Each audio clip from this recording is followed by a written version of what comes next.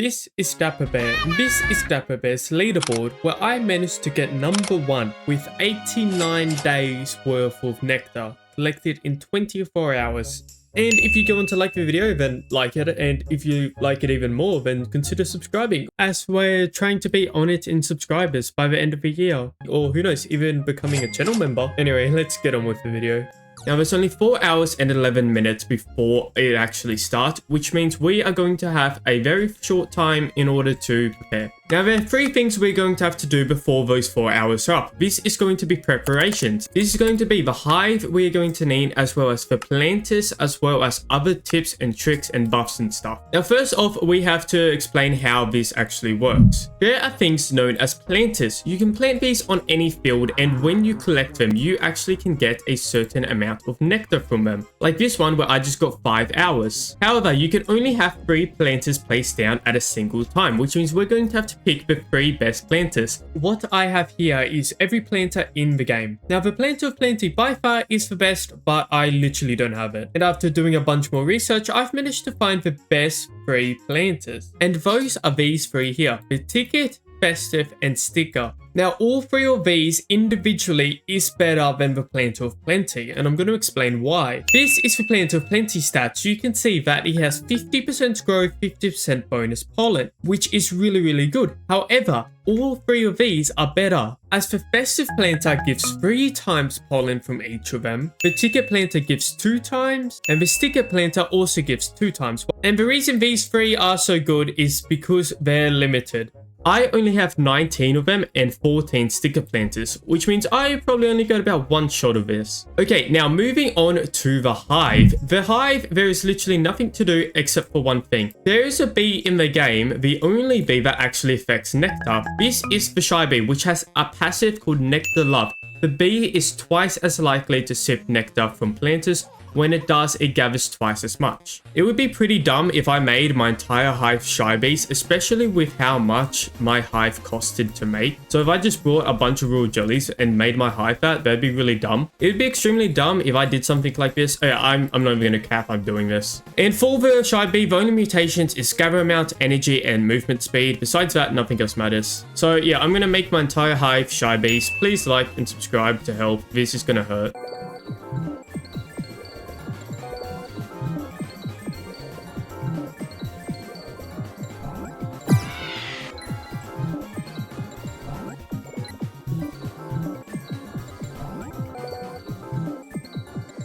Now, I have kept a few bees because I straight up don't know how this works. The bees I kept all give pollen multipliers because I think it works on... Bro, why is there so much dust? What? It's so pink. It's so weird. What is this? I didn't know shy bees did this. Anyway, no, focus. So basic bees gives 1.2 times pollen. Same with cool bees, blue pollen. Now, next up, we are going to talk about some other buffs and stuff, as well as why I'm actually doing the string beesmas. And the answer to that is one of these. For a reason I don't know, Dapper Bear gives 5% nectar, which is an ornament that can only be gotten during beesmas, which is why I have to do this during beesmas. And now we can also talk about amulets. There's only one amulet that gives nectar, which is the Cog amulet, giving plus 5% nectar, which I already have, which is really good. With that being said, it was now time to actually start the day. So I started by going to the nectar condenser, which can condense nectar into vials, and then I use those vials to get more nectar and basically repeat this process for a very long time, using more nectar, more vials, on and on and on. And once it was all said and done, which took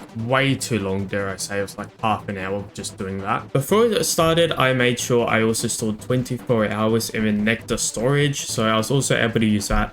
I also made sure to collect from the savannah, as every 6 hours I can get 4 hours and 24 minutes worth of nectar, which is pretty alright. I ended with 15 days and 23 hours. So yeah, I've done my research on how to do this properly. I then went ahead and placed down all of my planters. So I placed my festive in clover, as well as used clouds, which is the first thing I want to talk about. The cloud vial spawns a cloud in the field that can boost planter progress by 8%. It can reach a max clouds of 20, meaning 3 clouds on a field will massively boost my planter progress speed. The problem is it's kind of annoying on how to get clouds. You can only get them from WinDB. Even with alt account, it was still a pain to get all the clouds I needed. On top of clouds, glitter can also be very important. It can boost progress speed on the field by 25% for 15 minutes. And because there are 96 15-minute periods in 24 hours, that means I can use 96 glitter. And I have 1025, so I'm not worried about the glitter, just kind of cloud vials. The next thing I want to mention is something known as field degrading. If I keep planting the same planter on the field, then it will just take longer for the planter to grow, so I constantly have to change where I plant the planter. Now, there is one more thing you may have noticed I have not talked about, which is the most important thing. It is known as Nectar shower vials. I hate this thing. This is the worst thing in the game, but it's really, really good as well. Love-hate relationship. If we read the description, you can say once I use it, it grants 4 hours of nectar of all nectar types, which is about 20 hours. Thanks to my cog amulet as well as the dapper pear ornament, it actually goes to 4 hours and 24 minutes on each of these. This is the same for the normal nectar vials where I got 4 hours and 24 minutes. And don't worry, I paid everyone who helped the signs they deserve. In total, I used 11 of the nectar shower vials. And because one nectar shower vials holds all 5 types of nectar,